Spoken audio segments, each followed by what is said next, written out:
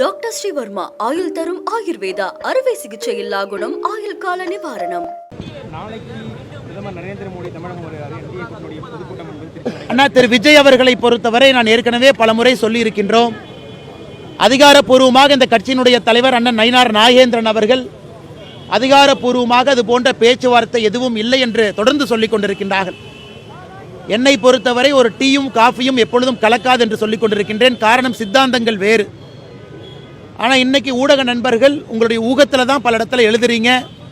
அதனால் நாங்கள் இன்னைக்கு வலிமையாக இருக்கிறோம். தேசிய ஜனநாயக கூட்டணி, அனைத்து இந்திய அண்ணா திராவிட முன்னேற்ற கழகம் தலைமையிலான தேசிய ஜனநாயக கூட்டணி, இன்னைக்கு எங்களுடைய கூட்டணி வலுவாக இருக்கிறது. தேர்தலை சந்திப்பதற்கு தயாராக இருக்கின்றோம்.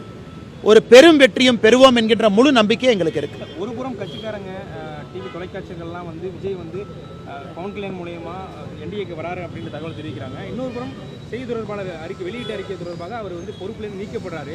கட்சிக்குள்ளே குழப்பம் இருக்கு அப்படின்னு திரு ஏஎன்எஸ் பிரசாத் அவர்கள் கட்சியினுடைய ஒரு மூத்த உறுப்பினர், ஒரு நல்ல செய்தி தொடர்பாளர், பத்திரிகையாளர்களோடு மிக நெருங்கிய தொடர்பில் இருக்கக்கூடிய மனிதர். அதனால் கட்சி மாநில தலைவருடைய அறிவிப்பு நாமெல்லாம் தேவையில்லாமல் எதுக்கும் முடிச்சு போட்டுக்க வேண்டாம், இது செஞ்சாரு அதனால் நீக்கியிருக்கிறாங்கன்னு. அவரும் இந்த தேர்தலில் வேறு வேறு பொறுப்பில் இருப்பாங்க. ஒரு மூத்த தலைவர் வேறு வேறு பொறுப்பில் செயல்படுவார்.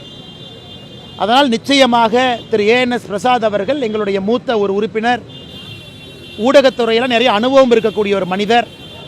அதனால் மாநில தலைவர் அவர்கள் அந்த அறிவிக்கையை அவருடைய அறிவிப்புக்கு தேவையில்லாமல் முடிச்சு போட வேண்டாம். இந்த கட்சி அவருக்கு வேறு விதத்தில் பயன்படுத்தும், வேறு வேறு பொறுப்பும் கொடுக்கும். நாளை பிரதமர் தமிழகம் வராரு. எந்த அளவுக்கு ஒரு தாக்கம் ஏற்படுத்தும்? நாளை நம்முடைய பாரத பிரதமர் ஐயா நரேந்திர மோடி அவர்கள் கொச்சினிலிருந்து நேரடியாக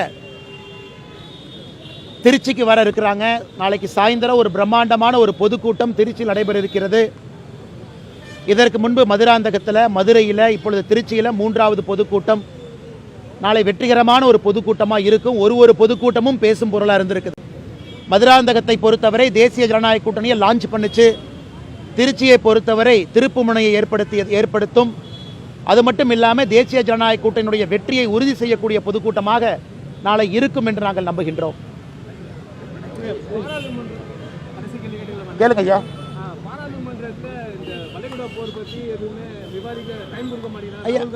ஐயா இல்லைங்க ஐயா, பாராளுமன்றத்தில் திரு ஜெய்சங்கர் அவர்கள் வளைகுடா போரை பற்றி விவாதிப்பதாக நோட்டீஸ் கொடுத்துட்டாங்க. நம்முடைய அரசு சார்பாக வளைகுடா போரை பற்றி விவாதிப்பதற்கு தயார், அதற்கான நோட்டீஸ் கொடுத்துட்டாங்கன்னா கண்டிப்பாக விவாதம் நடக்கும். எதிர்க்கட்சி தலைவர் மாண்புமிகு ஐயா ராகுல் காந்தி அவர்கள் அவர் பேசியது 2-3 நாட்களுக்கு முன்பு. இன்னைக்கு மத்திய அரசு பாராளுமன்றத்தினுடைய உறுப்பினர்களுக்கு இதை பற்றி சொல்லுவாங்க. அது மட்டும் இல்லை, ராகுல் காந்தி ஐயாவுடைய கட்சியை சார்ந்திருக்கக்கூடிய திரு சசி தரூர் அவர்கள் தான் வெளியுறவுத்துறைக்குரிய பாராளுமன்ற குழுவினுடைய தலைவராக இருக்கிறார். அவருக்கு எப்போ வேணாலும் யாரை வேணாலும் கேட்பதற்கான உரிமை இருக்குது. Parliamentary standing committee on external affairs Thiru Shashi Tharoor அவர்கள் தலைமை. அவர் ஃபாரின் செக்ரட்டரியை கூப்பிடலாம், யாரை வேணாலும் கூப்பிடலாம், எந்த கேள்வி வேணாலும் கேட்கலாம். காங்கிரஸ் கட்சி கையில் பாராளுமன்ற standing committee on external affairs இருக்கும் பொழுது திரு ராகுல் காந்தி அவர்கள் பேசியிருக்கக்கூடிய இந்த பேச்சு தேவையில்லாத ஒரு பேச்சாகத்தான் எங்களுடைய கருத்தாக இந்த நேரத்தில் இருக்கு. நன்றிங்க ஐயா. பார்ப்போம். டாக்டர் ஸ்ரீவர்மா ஆயுள் தரும் ஆயுர்வேதா அறுவை சிகிச்சை இல்லா குணம் ஆயுள் கால நிவாரணம்.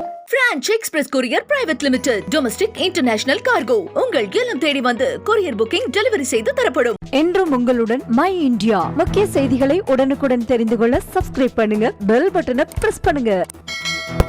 என்றும் உங்களுடன் மை இந்தியா.